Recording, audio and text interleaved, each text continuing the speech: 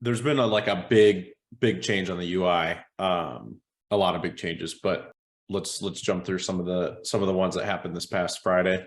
So, in case you missed it, every Friday we do a UI update. That's our new dev schedule. We've been doing that, I think, it's been almost exactly a month since we started doing that. So every Friday now there is a new release on the UI, and sometimes it's small stuff, sometimes it's big stuff. We're always kind of, multiple devs on multiple fronts, always kind of working on stuff. And then, we save them up for each Friday and then start releasing them. So last Friday, we released a huge update that had a lot of different features in it. Huge update. Huge update. One of the biggest things, and this was a complaint that I saw kind of widespread on threads. This wasn't planned, but it was such a big problem that we had to kind of reprioritize and make it happen. We added a little toggle. There's actually 2 new toggles at the top, but one of them is to hide threads, including links. So threads kind of became, and this is kind of a larger issue, I think, on Hive, where people are just kind of out to, post promotion and self promote. And, we used to have, like, for example, on Leo Discord, we used to have a Discord channel within our server that was for post promotion, and most Hive Discords have that. And what ends up happening is everyone just jumps in and just literally pastes the link to their articles, right? Because at the end of the day, the Hive culture has been built around self-promotion to get more upvotes on your content, like upvote for upvote bots, however you want to look at it. There's been multiple iterations around this whole, get more upvotes on my content, because that's what you're financially incentivized to do on Hive, is just, do whatever you can to get more upvotes. So there's kind of been this huge thing on Twitter and then obviously on threads where people basically just go there just to link drop on their latest post and then they leave. And that's obviously, their goal is just to get more upvotes on whatever they're link dropping, which is, their own posts. But obviously especially for a platform like Threads, like on Twitter, it just gets lost in the noise and it doesn't really matter. But on Threads, it's still so new and there's still so few users that if you get, let's say that there's, I think there's roughly 200 daily active users and about 1,000 monthly active users. So let's say out of the 200 people every day, 100 of them are just link dropping and leaving. That's going to make the feed basically just blow up with all sorts of links and, shit that nobody really is engaging with.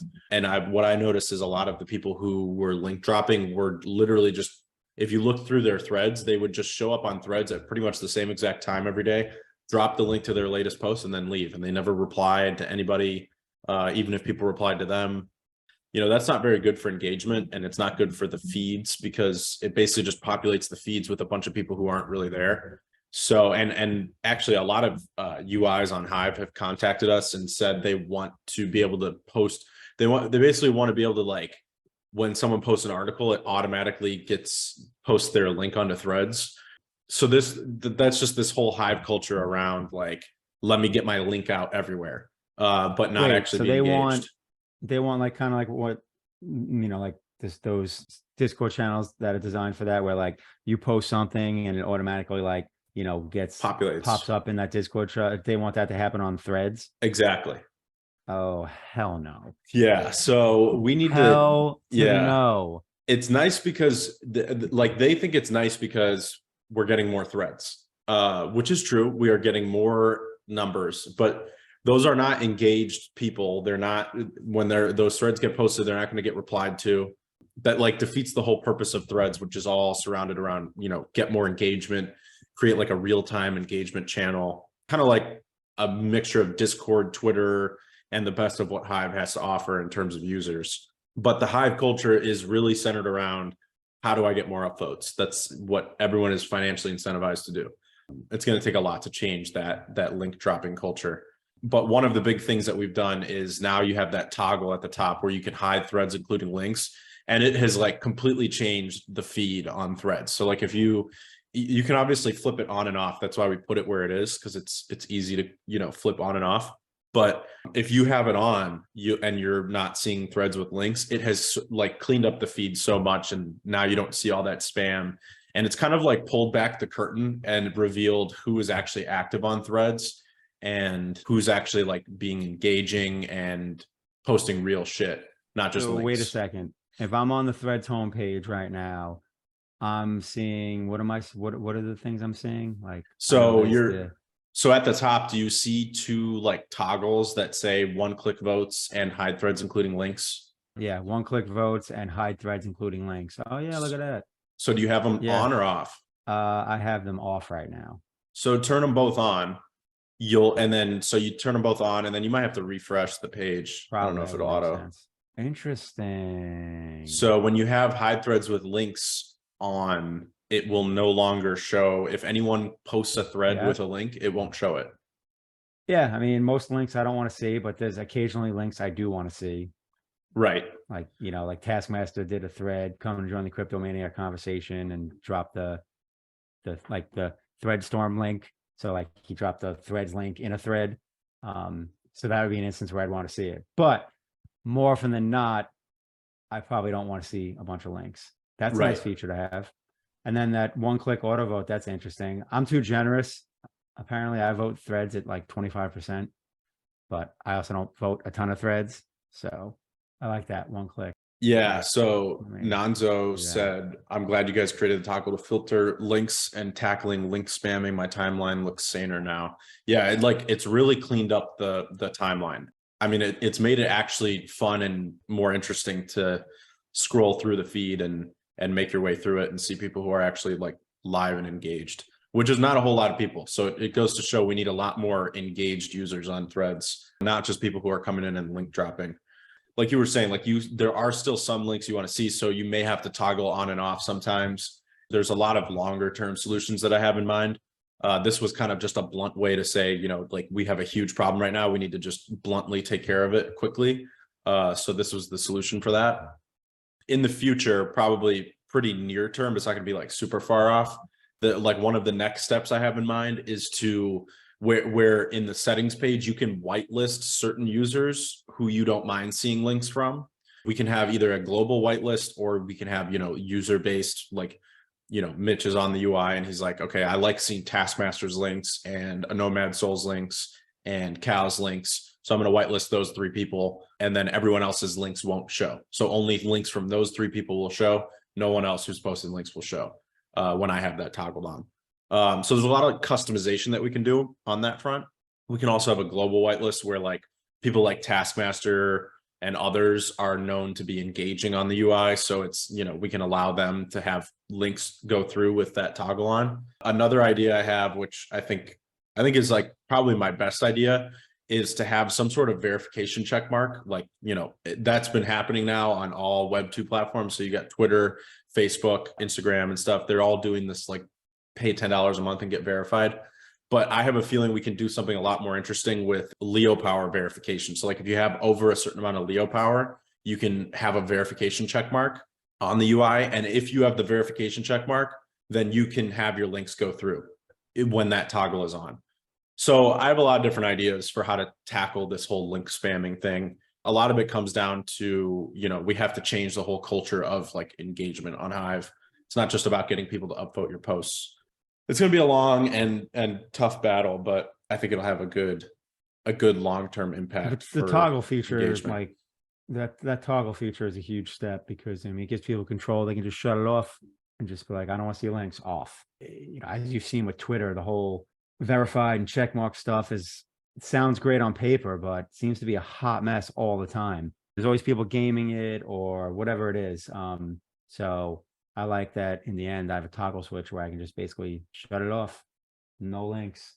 But yeah, being able to whitelist is pretty cool. Like if I basically, because like, honestly, I don't want to see links, but someone like you said, like Taskmaster, like, yeah, like generally he shares links that I'm interested in. So like I can whitelist him, right, and whoever else. That's pretty cool. And here is the most important part about all of that. That all the features and all the bells and whistles are awesome. And it makes it, a more catered user experience, which people appreciate, especially in this me society. But in the end, the UI performance has to, be up to snuff and just functional. So it doesn't matter how many features we have. In the end, the importance is that I can go to the UI, I can do things, and it works. I mean, the whole point of threads and like the kind of bigger, broader vision, if you take a step back with everything that we've been doing, is creating both a modular experience and like a highly engaging and different experience than has existed on Hive up until now. There's a very singular experience that's been available from Hive for the last 6 years. The whole point of the new UI is to completely change that. I think it's gonna be a learning curve for everybody.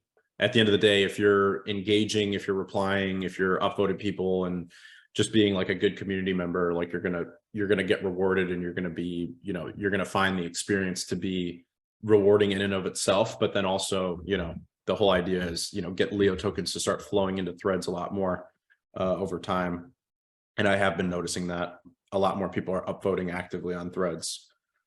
Yeah, just a whole scale culture shift, I think. And then the one-click voting, I saw a lot of different questions about that. So we added the hide links toggle. We also added one-click voting toggle at the top. So if you have that enabled, it's really cool. It basically turns the upvote button into the same thing as the like button on Twitter. So what it does is you only have to click it once. So you click the little heart once, instead of you click it and then it opens a vote slider and then you got to click it again.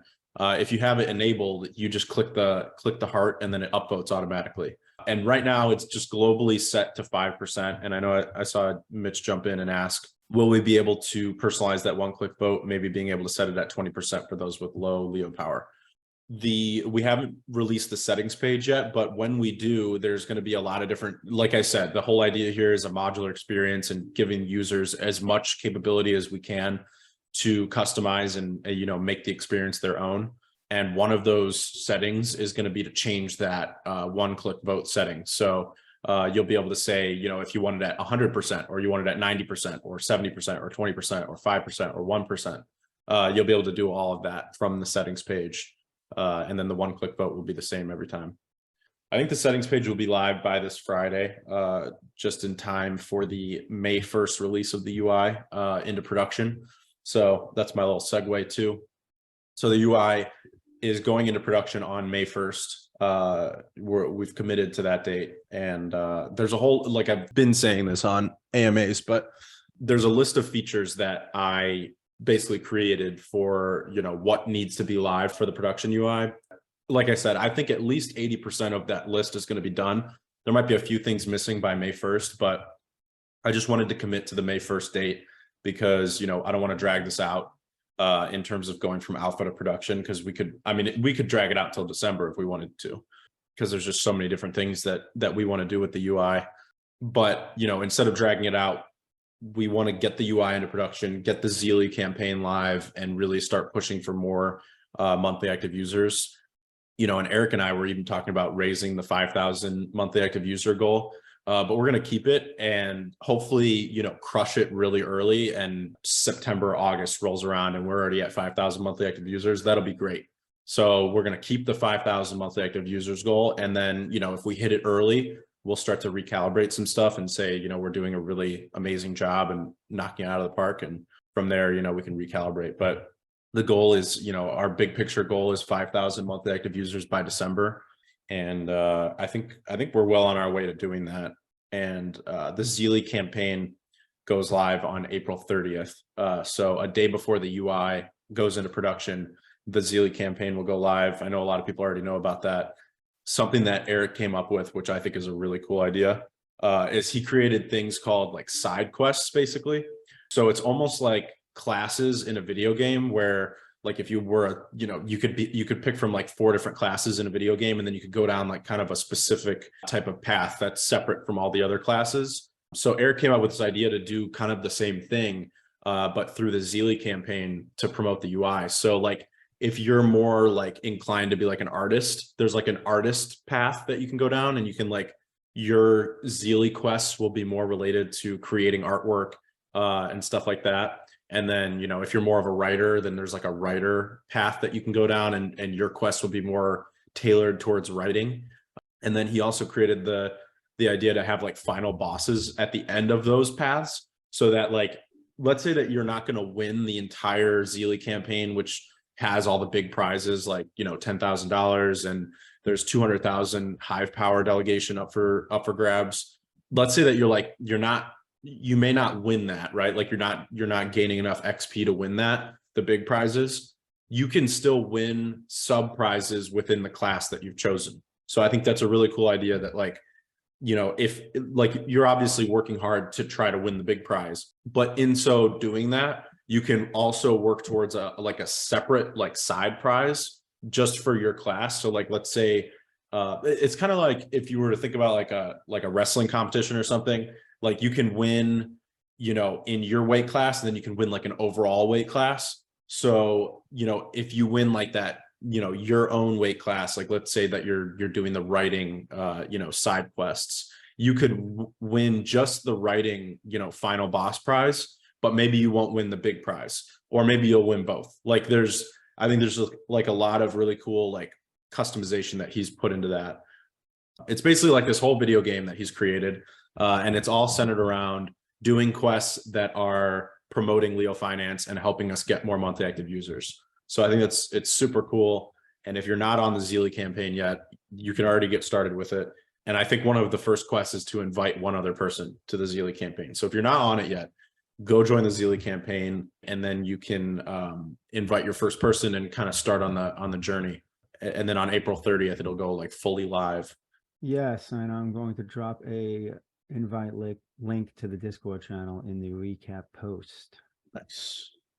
Yeah, and Eric wanted me to mention that we were working with They Call Me Dan, and he has graciously provided an extra prize pool to the $10,000 that's up for grabs. So there's a total, I think he's doing 100,000 hive power, and then we're doing another 100,000 to match it. So in addition to the $10,000 prize pool that is available through the Zealy campaign, we're adding in now a 200,000 hive power delegation. So not one delegation, but I think it'll be split up a little bit.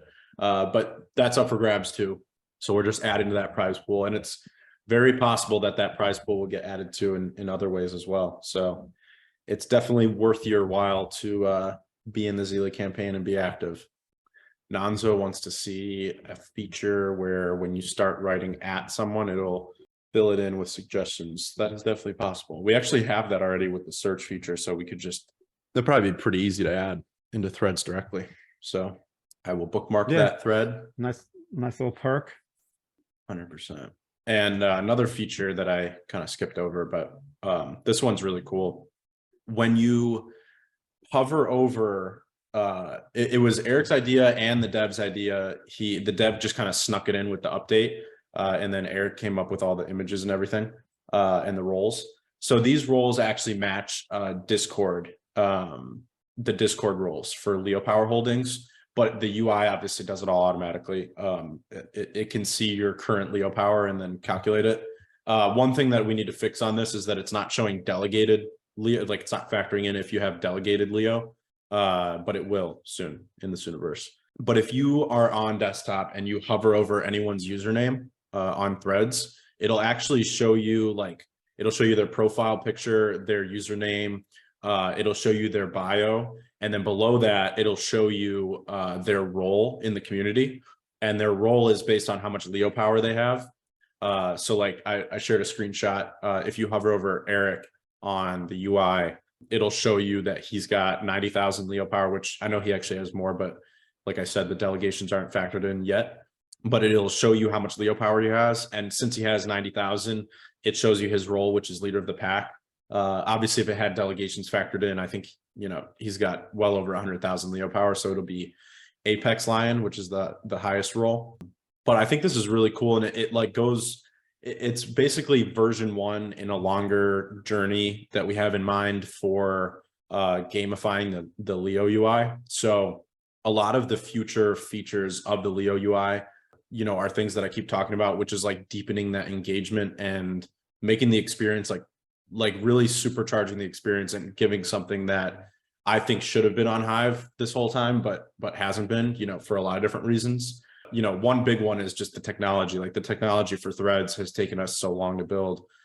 This whole roles thing is like really V1 in like this longer idea of gamification. So we're going to be adding a lot of different gamification features. And a big one that we've talked about is like NFTs and having NFTs on the UI and allowing NFTs to give you more access to certain features that people without those NFTs don't have.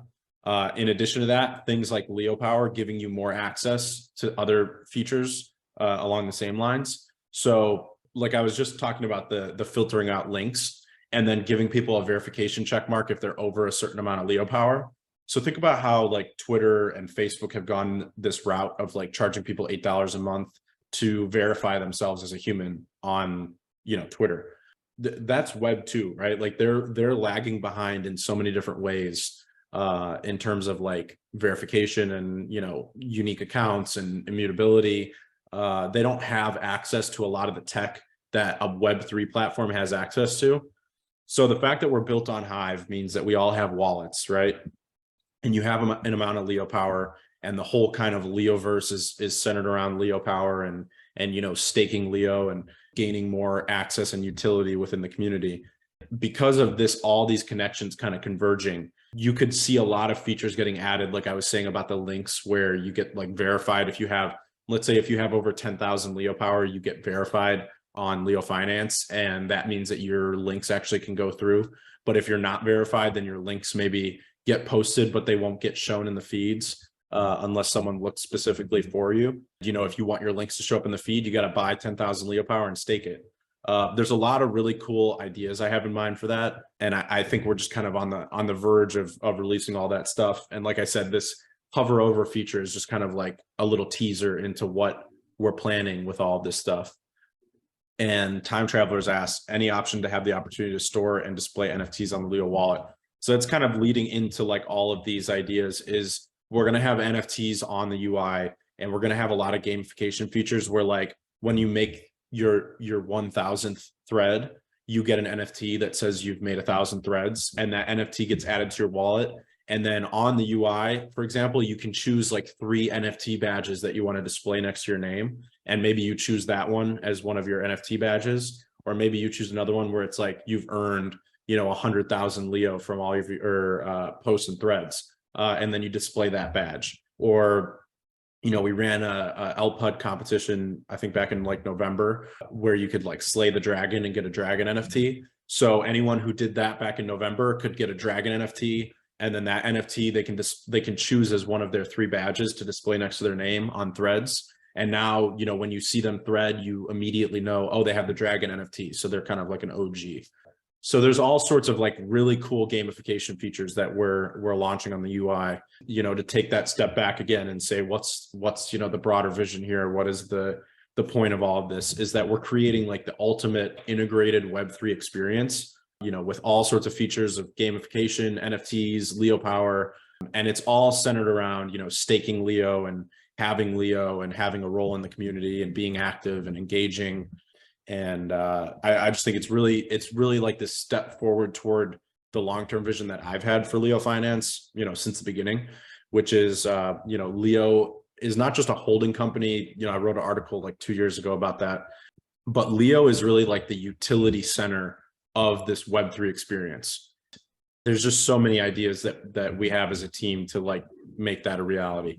Another one, just because I wanted to share this, but another one is like, we've talked about adding the Substack features, which I'm really excited about, where you can launch, like say that Mitch wants to launch a paid newsletter, and you can pay like $5 a month in Leo to Mitch. And in exchange, you get like access to like a private channel of like his newsletters, exactly how Substack works.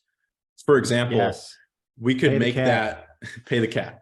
For example, we could make that so you can only launch a newsletter once you have 10,000 leopower staked. So if you have to reach that role in order to unlock that feature. So there's going to be a lot. Yeah. There's going to be, just imagine a future, and this is, where we're headed. Imagine a future where there's hundreds of features on the UI that you can only access when you reach a certain amount of leopower and have that certain role in the community. I definitely like that, having that threshold. And, if you want to do something like that, where you have, paid for content, so to speak, but in order to have that ability, you need to hold at least 10,000 leopower. Exactly. Yeah. And there's going to be all sorts of things, or maybe like we have all sorts of features in mind. Like one is to have like pinned threads. So maybe if you have over 100,000 leopower, which makes you an apex lion, maybe once a month you can have one of your threads get pinned. It's 150. So if you're over 150,000 leopower, you're an apex lion.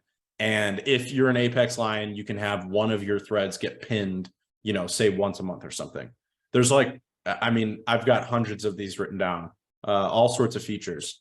And this leads me into one of the bullet points that Eric gave me to cover.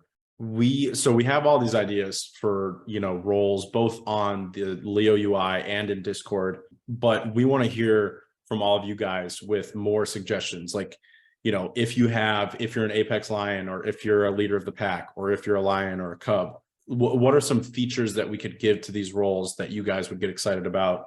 And if you have any, drop them either in Discord or on the Threadcast. On the Threadcast is probably the best. Put it on chain.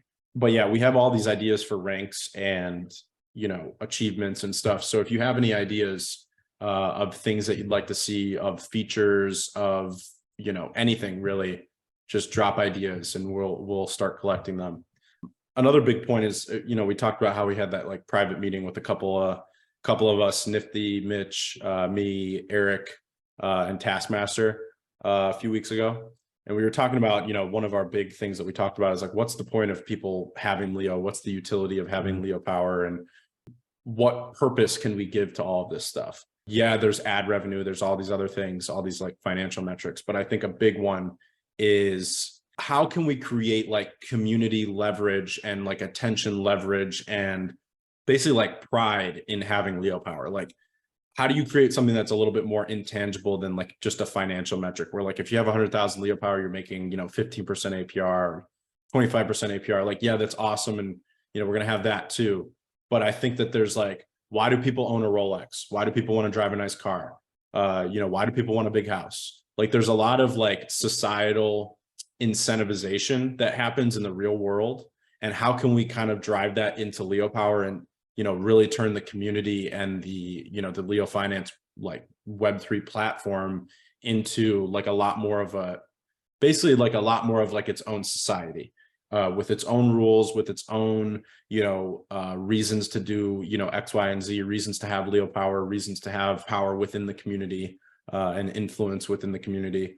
So this is all like a very circular ecosystem. And I think a lot of those ideas have kind of started to seep through. And like I said, roles are just like V1, which I think is what makes it so exciting, is just to see that that is even coming. And yeah, I'm just excited about what the future holds for leopower. Indeed. Crypto in general obviously affects what happens with you know, Leo to an extent. Apparently Coinbase is flipping the script and suing the SEC.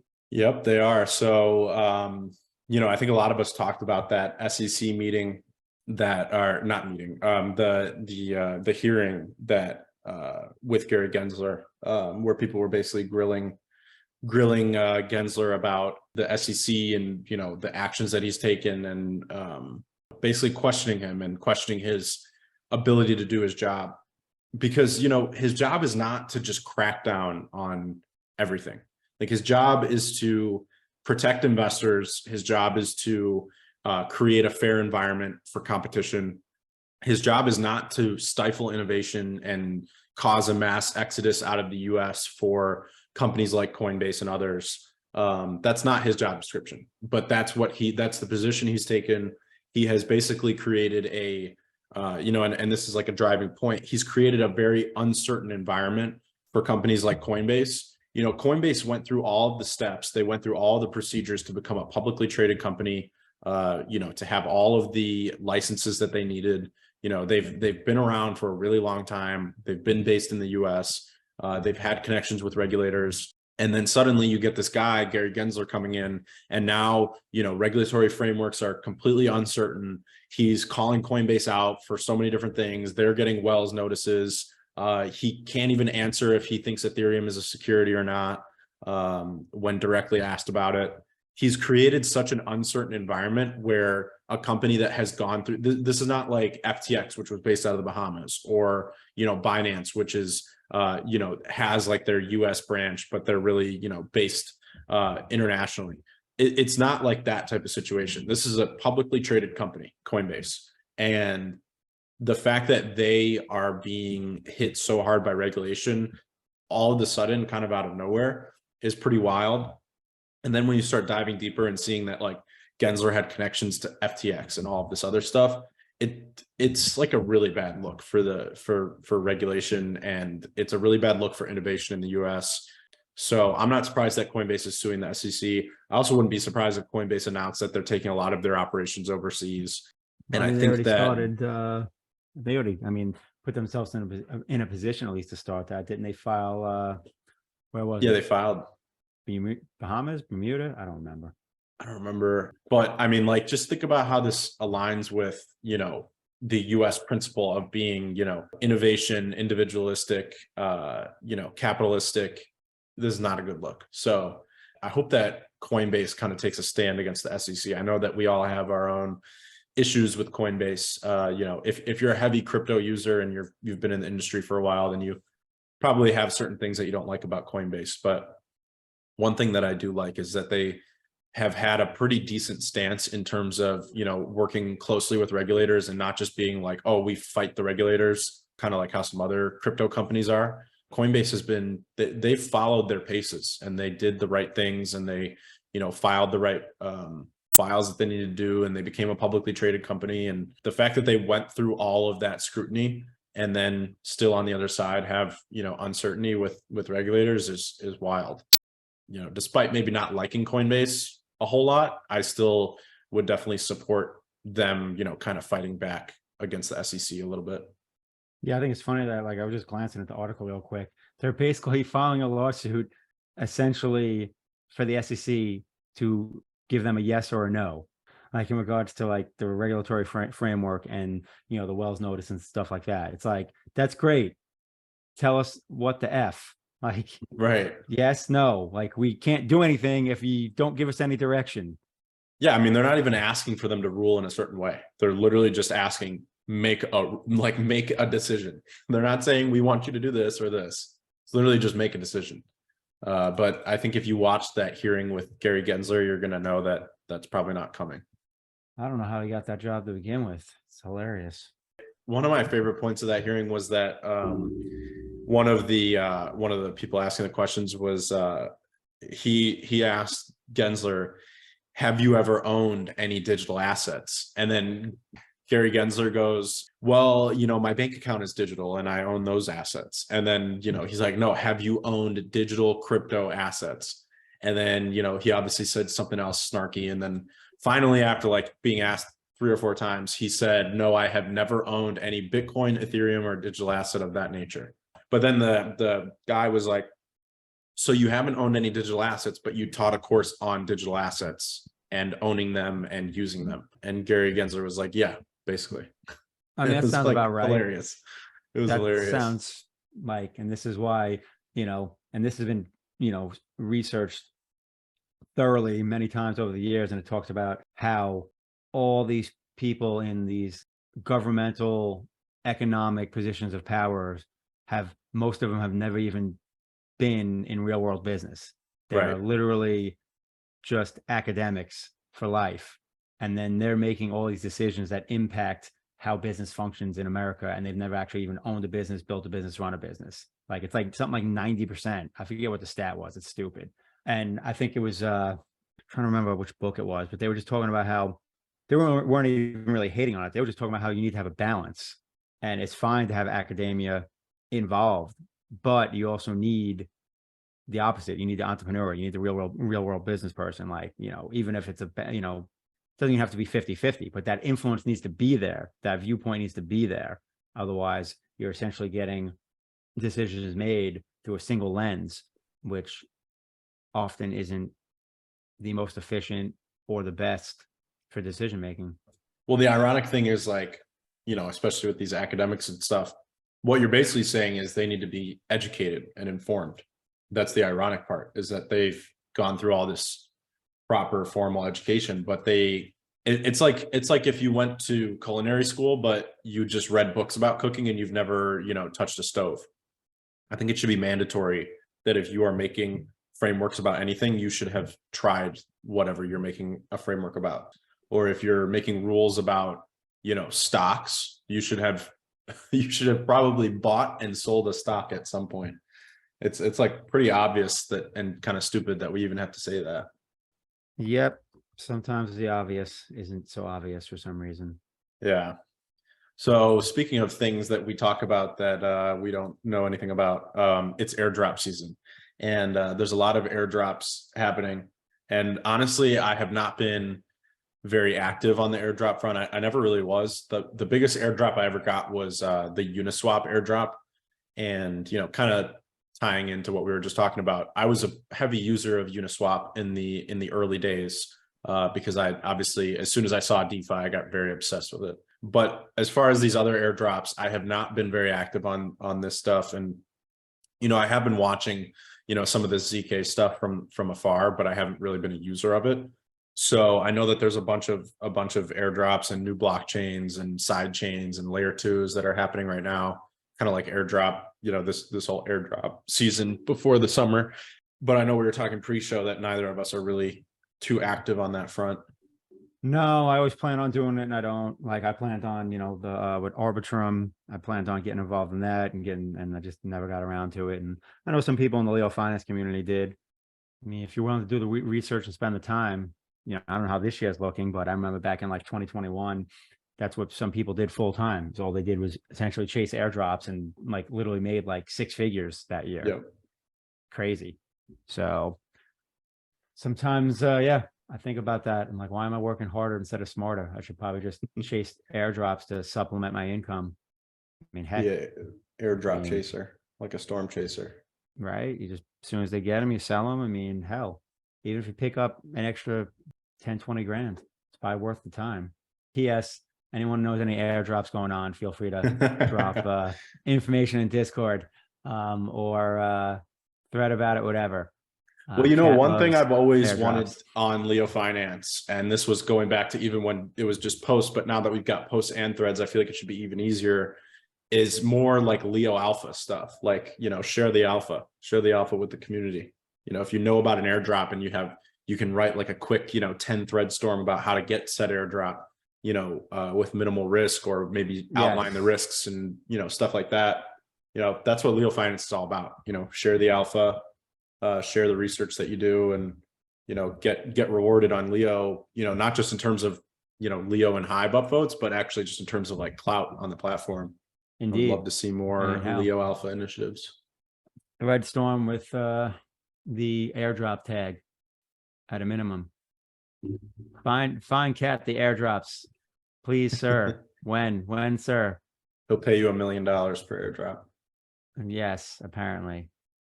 So yeah, the other thing I was looking at was the Visa news. And my first thought was that thread that the dude from Visa put out, we need to get him to, well, I should say tweet. We need to get him to put that on leofinance. We need the head of Visa threading. So apparently they announced we have an ambitious crypto product roadmap and just opened a few recs for senior software engineers to help us drive mainstream adoption of public blockchain networks and stablecoin payments.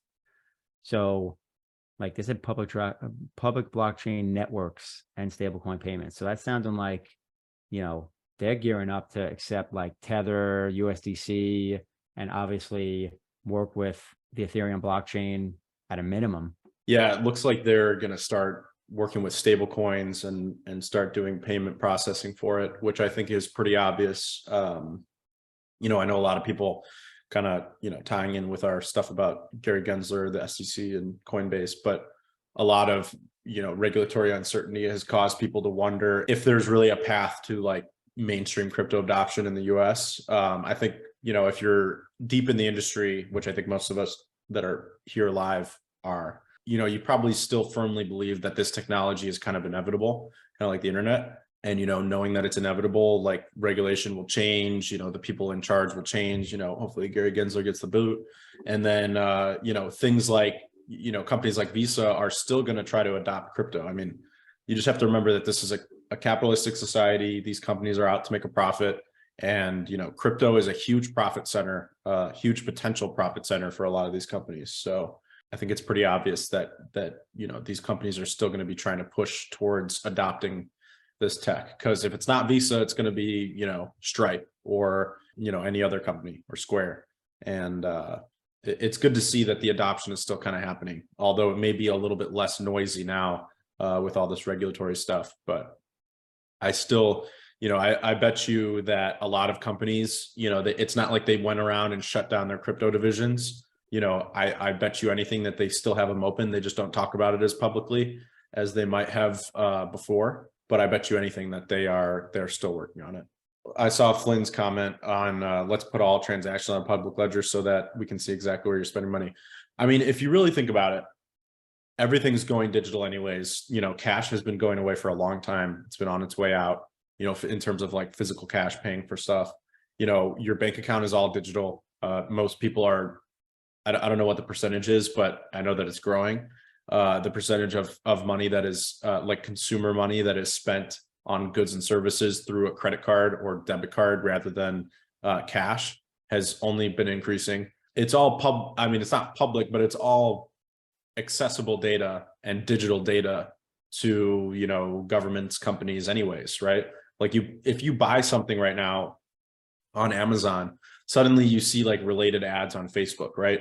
All these companies are sharing data with each other. They're all sharing it. It's when you're buying stuff online, it's all being logged somewhere. So if it's going to be logged anywhere, why not just have it logged on a blockchain? You know, maybe it makes it easier to go through the data, or, you know, maybe it makes the data so easily accessible that it loses its value, right? Because like one thing about democratizing information or data is that when it becomes fully publicly available, it starts to lose its value because now everyone has access to it. You're one of those people that uses cash at a grocery store, no card or anything. The main thing is that data can be more easily sold too. Yeah, but if data can be more easily sold, then it will, like I said, it'll lose its value and not be as, you know, maybe it doesn't even have to be sold at that point. Maybe it's just freely accessible. And then once it's freely accessible, it loses a lot of its value. But yeah, I mean, if you're one of the people that uses cash at a grocery store still, I have a feeling, knowing human nature, that there's still going to be a way for you to privately conduct transactions. You know, I'm not one of those people. I don't really, you know, I don't think it really matters if the government or companies, you know that I bought bananas at the grocery store and then try to sell me, you know, different bananas or something when I go on Facebook. Humans always find a way to do what they want at the end of the day. I think once the data is as accessible as we're talking about, it loses its value just because, you know, every company starts to advertise, then your mind kind of shuts down to advertisements in general. You know, actually, we were talking pre-show that Mitch didn't even notice that there were Coinzilla ads on the website, probably because his brain has just gotten so used to seeing Coinzilla that he just doesn't really think about it anymore. I noticed, but I didn't register. I'm like, oh yeah, that's right. I did see that pop up. I'm like, they weren't there the whole time. I used to see them, I guess, on Legacy Leofinance, where I still spend a lot of time, and posting the recap, which will be the last time I get to do this, because come next Tuesday, it will be May 2nd, and we'll have officially launched. So that'll be interesting too, because we'll be essentially, you know, about a day, if that, into launch. So I'm sure there'll be all the things to talk about. All of the things. Hopefully not a lot of bugs, but all live. Well, it'll be the live alpha. AMA won't stand for Ask Me Anything. It'll be alpha me anything. One question I wanted to hit, because I saw a lot of people asking about it. Bitcoin Flood asks, when Leo ad smart contract go live, is there a plan yet as to how the months before ad revenue will be cashed in quotes? Will it be one large lump sum or spread out evenly? It will be spread out. We've talked about the new ads contract a few times. I think there was a clip that was just posted through at leofinance about the ads. And then we've been talking about the last couple of AMAs too. But there's been a lot of updates to the ad program. And like we were just talking about, ads just went live last Friday on the Alpha UI. We have some tweaks to do. It's very imperfect right now. The ads are actually supposed to show like in line with content. So right now it's just showing at the top because there's a bug. But eventually when we fix it, it's going to be like every 6 threads or something, you'll see that ad and it'll kind of be mixed in. We're also working with new ad partners. So you're going to start seeing that Coinzilla banner actually starts to rotate and have different ad partners. Longer term, there's going to be a section of the UI where, if you want to launch an ad or another company wants to come in and launch an ad, it's going to look like Facebook's marketplace, where you can like add an image and then add text and then add a body and set a budget and set a time. So you can be like, I want to spend $10 a day for 30 days and have an ad on Leo, and you'll be able to do that. And then that will go into the smart contract. And then, like I've said, the smart contract handles all of the ad revenue and it buys Leo and then adds it to leopower. So it's going to be very cool to see that go live. But yeah, the previous ad revenue has basically just been sitting in that contract. That's going to be awesome when that goes live. I'll probably have some fun with it, even though I don't know that I have even anything specific that I want to market, but I'll probably still do a little test run just for the fun of it. Well, see, that's one of the things, is like you have clout in the Leo community, right? So everyone can recognize your name. So, you come out with an ebook and you want to market it. You spend $10 a day to market it to the Leo community. Everyone sees, oh, it's Scaredy Cat Guide. I recognize that name. And then they click it. Got the book. There's their book. And then they click it, buy, Scaredy Cat's Guide to knowing what the heck Bitcoin is. And then now you make money on that. And then maybe you make more than you spent on ads. And now you got a profitable business. Buy it for your normie friends, because anyone that's on leofinance already probably knows everything in this book, because it's the newbie guide. So buy it for your normie friends. So when they ask you about crypto, you don't pull your hair out, because they actually understand what a blockchain is and what a smart contract is. Buy it now, live on Amazon. Right. But yeah, no, it's honestly like, if I run an ad for shits and giggles, I'll probably literally just promote like the book or something like that, just because you need to have something you're promoting. Right. Cool deal. Yeah, looking forward to that. May 1st is Monday. So the big day is less than a week away. And this time next week, I'm sure that's what all the chatter will be about. And I'm sure Cal will probably be looking like he hasn't slept. Probably looking even worse than I do now. It's a good thing he's young. Yeah, man, that's gonna be interesting. Next week I'll be on the new UI. Yeah, you have to start playing around with it. I like it so much better.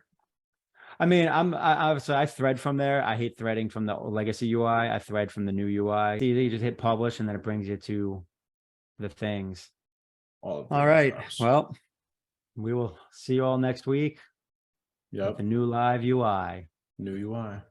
No more saying when UI. It'll be live. No more when.